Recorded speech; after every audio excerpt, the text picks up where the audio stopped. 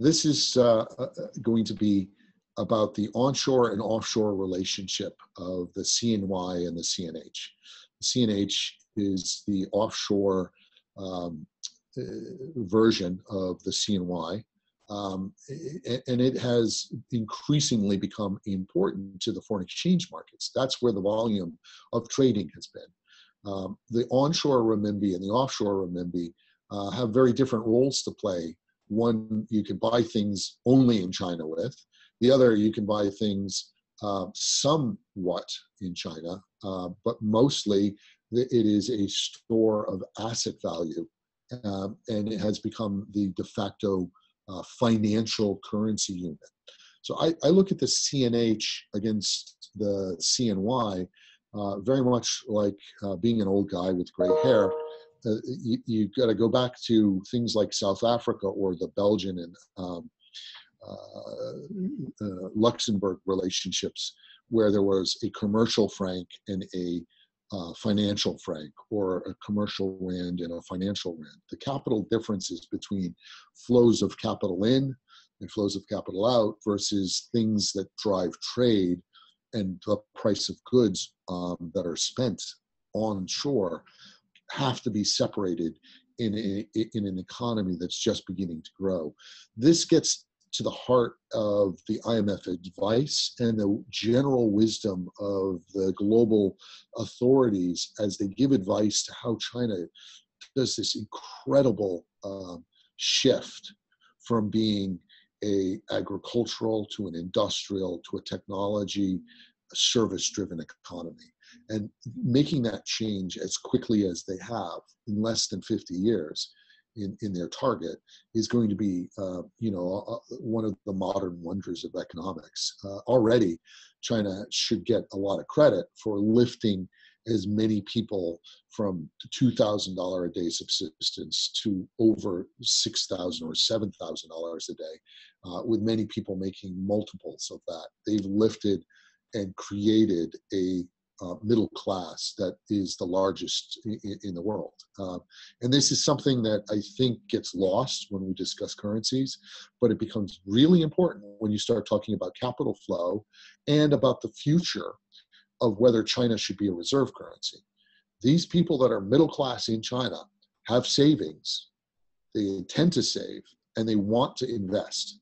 And that is going to be a key part of the future where the renminbi goes.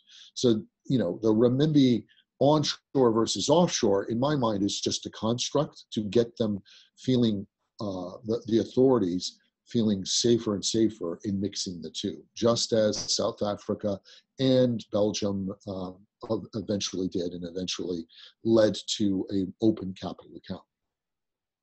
So, what is the point of CNH and CNY?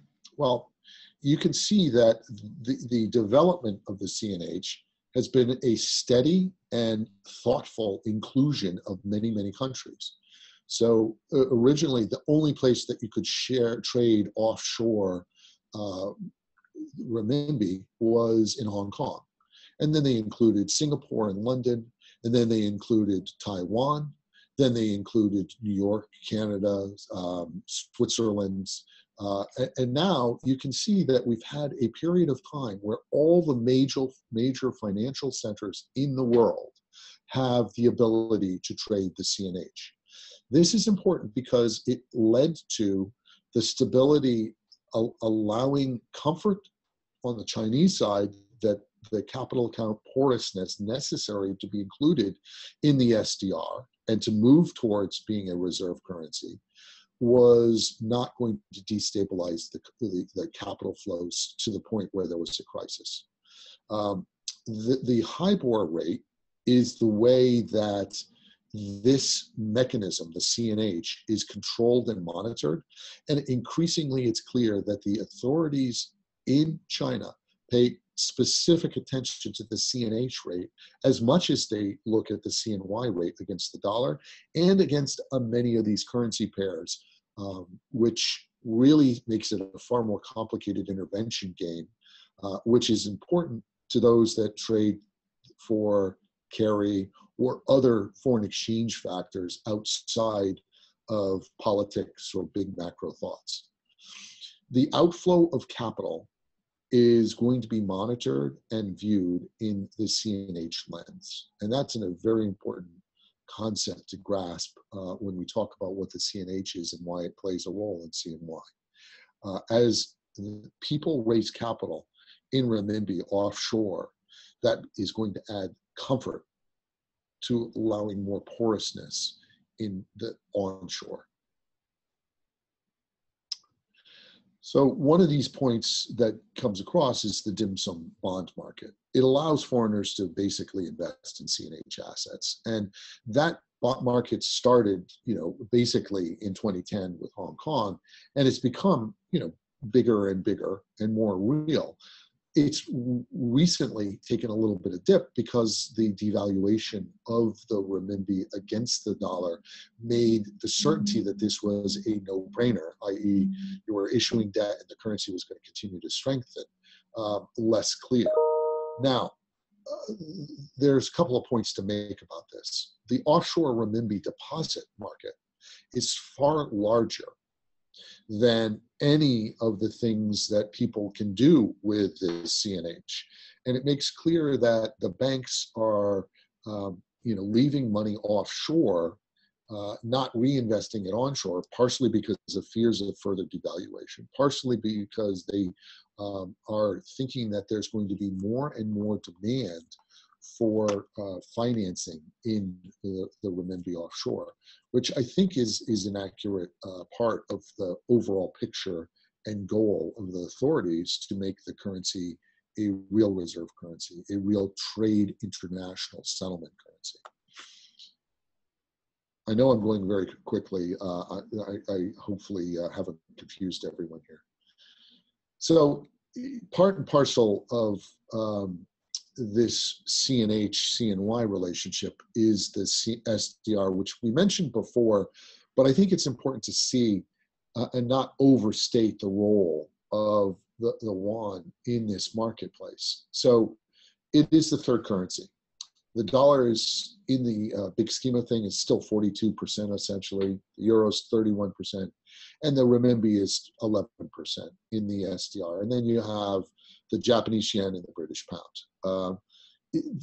This leaves clear that while China is terribly important to global trade, it is yet to be terribly important to global assets. And there's a lot of work to do to get the marketplace, both in stocks and bonds, more capital efficient and open to foreign investment flows in the same way that Japan and the British, or the which have far less smaller economies against that of China. So the role of the CNH in many ways is part and parcel of getting the percentage share of the SDR higher.